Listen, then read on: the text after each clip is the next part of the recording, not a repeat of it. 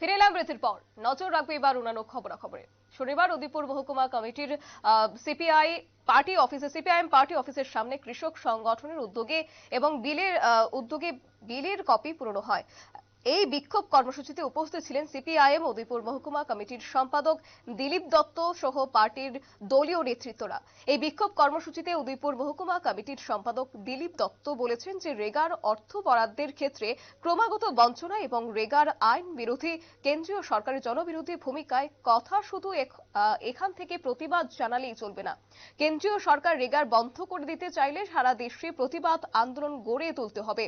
এই প্রতিবাদ সারা দেশের নজরে আনতে হবে এবং বর্তমান কেন্দ্রীয় সরকারের ক্ষমতায় এসে যখন রেগা সংকুচিত করতে উদ্যোগ নিয়েছিল তখন ত্রিপুরায় প্রথম এর বিরুদ্ধে প্রতিবাদ আন্দোলন সংঘটিত করেছে। তবে গোটা বিষয় সম্পর্কে কৃষক সভার নেতৃত্ব কি বলছেন শুনবো।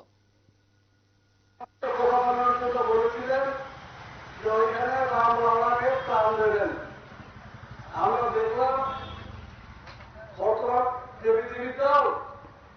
তারা মনে করছিলেন এই রামলালাকে তার প্রাণ দেওয়া এই সুযোগে পুরা ভারতবর্ষ উদাহরণ কথা হয়ে যাবে। সব রামের পেছনে পেছনে দৌড়াবে, বিজেপি দলের পেছনে দৌড়াবে, ব্যর্থ হয়েছেন। মানুষ সেভাবে সাড়া দিয়েছেন বলে কোনো পত্র পত্রিকা কোনো মিডিয়াতে সেভাবে খবর নেই। 1 নম্বর গেম ফেল। 2 নম্বর চেষ্টা করেছিলেন যে অন্তর্বর্তীকালীন বাজেটের মাধ্যমে পুরো দেশের মানুষকে আবার বিব্রত করবেন, আবার বোকা বানাবেন। এই ক্ষেত্রে টোটালি ফেল। এই 2টা পয়েন্টে ফেল। সেই কারণে নরেন্দ্র মোদী সাহেবরা নতুন খেলা শুরু করেছেন। ওই নীতিশ কুমারের মতো যারা রাজনৈতিক দল তাদেরকে ঘোড়া করার জন্য চেষ্টা করছেন, প্রয়োগ করছেন। ঝাড়খণ্ডের মুখ্যমন্ত্রী অন্যায়ভাবে তাকে গ্রেপ্তার করেছেন, তারপরেও শান্তি নেই, গ্রেপ্তার করার পরেও শান্তি নেই, নিশ্চিত হতে পারেননি। ওই সরকারের যাতে না হতে পারে নতুন সরকার, অনেক চক্রান্ত করেছেন, শেষ পর্যন্ত বাধ্য হয়েছেন ওইখানকার মানে ঝাড়খণ্ডের নতুন বিজেপি বিরোধী যে সরকার তাকে।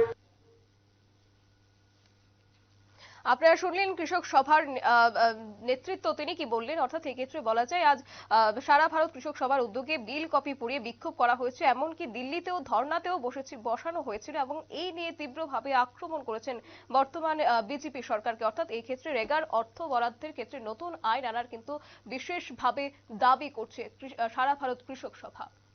নিয়ে নিচ্ছে ছোট্ট একটি বিজ্ঞাপন বিরতি, সঙ্গে থাকুন।